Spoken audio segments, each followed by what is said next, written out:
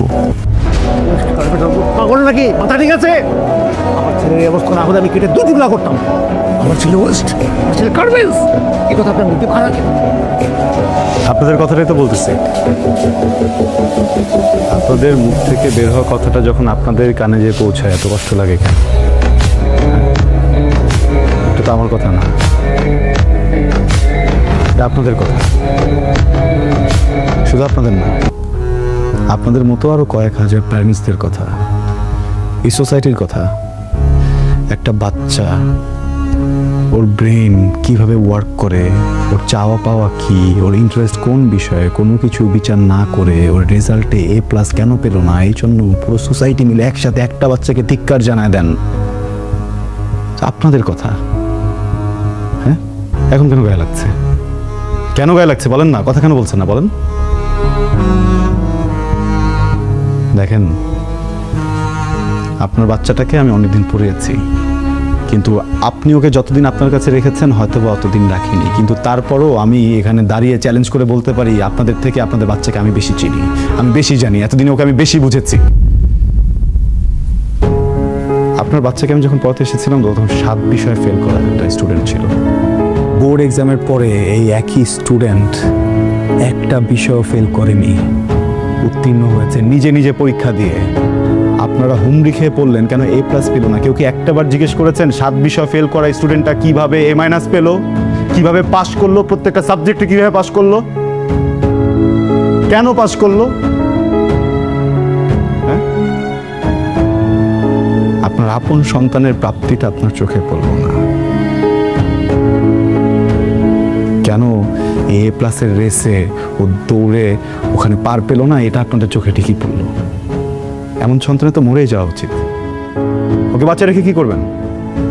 না, আপনার বাচ্চা A+ পায়নি এটা নিয়ে যদি সোসাইটির মানুষও ওকে 5টা বাজে কথা বলে, আমি লিখে দিতে পারবো, আপনারা কেউ প্রোটেস্ট করবেন না, আপনারা বলবেন ঠিকই বলেছেন। কেন আপনার সন্তানকে কেন আরেকজন কথা বলবে? ও তো উত্তীর্ণ। A+ কি আছে আমাকে বলুন? হ্যাঁ, A+ কি আছে? 2023-এর একটা জরিপে জানা গেছে 513টা স্টুডেন্ট, 513 জন স্টুডেন্ট সুইসাইড করেছে জাস্ট এইসব প্রেশারের কারণে। আপনার সন্তানের সাইকোলজি আমি বুঝি, আমিও শিক্ষক, আমি বলে দিচ্ছি। ওই ইন্টারে যে দেখবেন আবার হয়তো বা একটুর জন্য A+টা ছুটে যাবে, হয়তো বা পাবে, আবারও তো আপনারা একই ব্যবহারটাই করবেন ওর সাথে, ওই একই প্রেশার দিবেন, ও তো তখন আবারও সুইসাইড অ্যাটেম্প করবে। এবার বাড়িতে করেছে, এরপর এবার হয়তো বা বাড়িতে খুঁজে পাবেন, এমন কোথাও যে মরে থাকবে টেরও পাবেন না আপনারা। যে বাচ্চাটা মরেই যাবে 2 দিন পরে, ওকে এখন বাচ্চা কি লাভ বলেন? দেখেন, আপনার বাচ্চাকে আমি আলাদাভাবে কোনো জাদু মন্ত্র দিয়ে পড়াইনি, ও নিজের ইচ্ছাতে পড়েছে। আপনি তোর বাবা, আপনি তোর মা, আপনারা কি বলতে পারবেন ওর হবি কি, ও কি পছন্দ করে, ও কি অপছন্দ করে?